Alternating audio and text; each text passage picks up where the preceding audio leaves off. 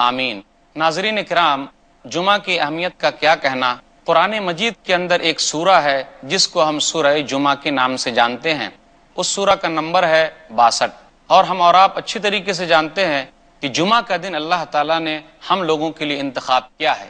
یہودیوں نے اپنے لیے سنیچر کا دن یعنی سیٹرڈے کا دن انتخاب کیا، ہفتے کا دن انتخاب کیا، اور نصرانیوں نے، عیسائیوں نے اپنے لیے اتوار کا دن یعنی سنڈے کا دن انتخاب کیا، لیکن اللہ تعالیٰ نے ہم لوگوں کے لیے جمعہ کا دن انتخاب کر کے دیا ہے۔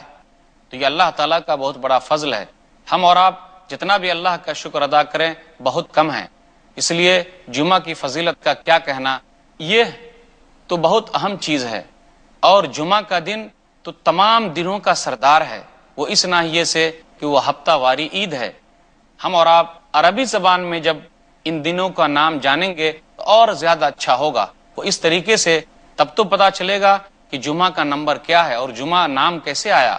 جی ہاں، عربی زبان کے اندر کہتے ہیں جمعہ کو الجمعہ، سنیچر کو السبت، اس کے بعد اتوار کو الاحد، اس کے بعد الاثنین، اس کے بعد الثلاثاء، اس کے بعد الاربعاء، اس کے بعد الخمیس، یعنی جمعرات کو الخمیس بولتے ہیں۔ تو اسی مناسبت سے اس کا نام الجمعہ ہے۔ جمعہ کے دن کی بڑی فضیلت ہے۔ نبی صلی اللہ علیہ وسلم نے بیان فرمایا کہ جمعہ کے دن جو سورج نکلتا ہے وہ سورج سب سے اچھا ہوتا ہے۔ سب سے اچھے دن میں جو سورج نکلتا ہے وہ جمعہ کا دن ہے۔ یہی وہ دن ہے جس میں اللہ تعالیٰ نے آدم علیہ السلام کو پیدا کیا۔ یہی وہ دن ہے کہ اللہ تعالیٰ نے آدم علیہ السلام کو جنت میں داخل کیا۔ یہی وہ دن ہے کہ اللہ تعالیٰ نے آدم علیہ السلام کو جنت سے نکالا۔ اور سب سے اہم چیز تو یہ ہے کہ جمعہ کا دن وہ دن ہے جس دن قیامت قائم ہوگی۔ نبی صلی اللہ علیہ وسلم نے ارشاد فرمایا، صحیح مسلم کتاب الجمعہ کتاب نمبر 7 حدیث نمبر 854، خیر یوم طلعت علیہ الشمس یوم الجمعہ، بہترین دن جس دن سورج طلوع ہوتا ہے جمعہ کا دن ہے۔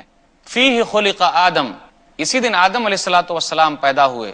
وفیہ ادخل الجنہ، اور اسی دن آدم علیہ السلام جنت میں داخل کیے گئے۔ وفیہ اخرج منہا، اور اسی دن آدم علیہ السلام جنت سے نکالے گئے۔ ولا تقوم الساعہ الا فی یوم الجمعہ، اور قیامت جمعہ کے دن قائم ہوگی۔ تو جمعہ کے دن کی بڑی اہمیت ہے۔